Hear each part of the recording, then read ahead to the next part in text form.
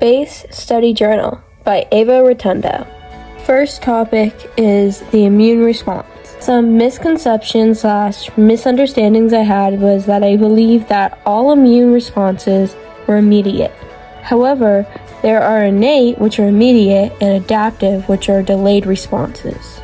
How I corrected my misunderstanding was that I researched both types of responses extensively and looked at their activation phases after pathogen exposure.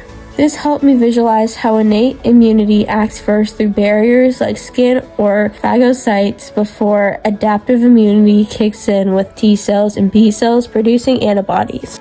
The immune response is a complex interaction between various cells and molecules in our body to defend against pathogens. It first starts with recognition.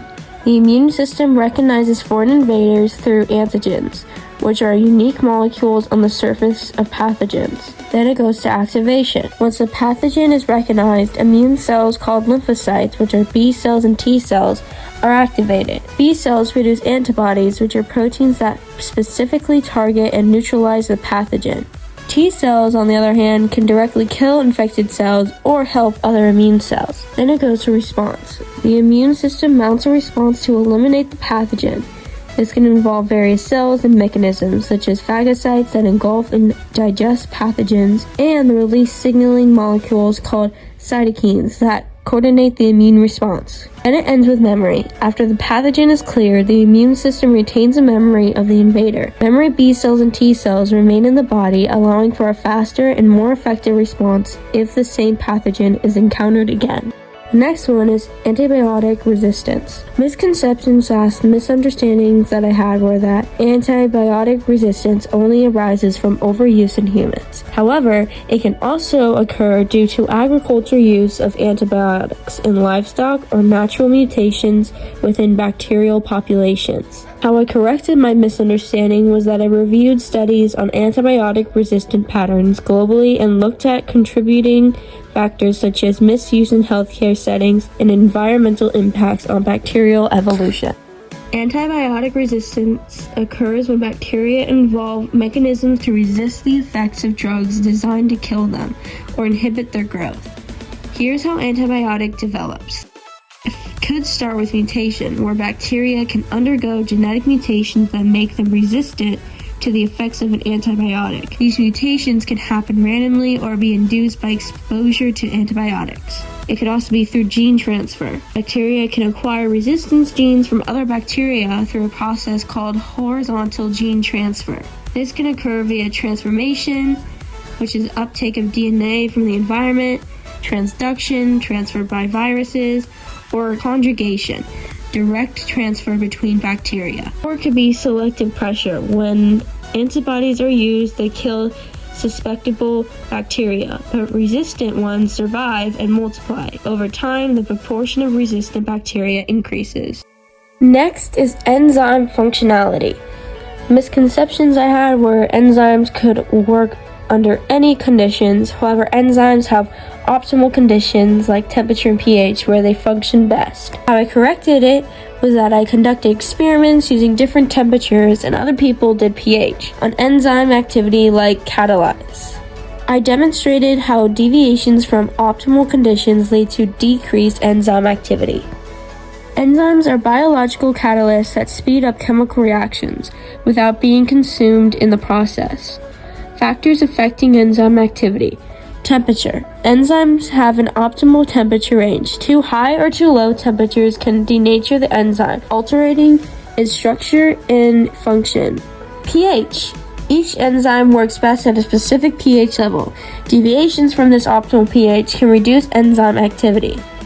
Substrate concentration. Increasing substrate concentration can increase the rate of reaction to a certain point, after which the enzymes become saturated and the rate levels off. Inhibitors. Molecules that decrease enzyme activity. They can be competitive, binding to the active site, or non-competitive, binding to another part of the enzyme, changing its shape. Next is DNA replication. Some misconceptions I had was replication was a simple process involving just unwinding the DNA strand. In reality, it involves multiple steps, including annihilation, elongation, and termination, with various enzymes like helicase and DNA polymerase playing specific roles. I corrected my misunderstanding by looking at diagrams showing each step of DNA replication along with the respective enzymes involved. This visual aid helped me understand how leading and lagging strands are synthesized differently during replication. DNA replication is crucial for cell division and genetic inheritance. It starts with innation. Helicase unwinds DNA at origins of replication. Then it goes to primer binding. Primase adds RNA primers to DNA strands. Then it goes to elongation. DNA polymerase builds new strands. Leading strand continuously, lagging strand in Okazaki fragments. Primer removal. RNA primers are removed and gaps are filled by DNA polymerase.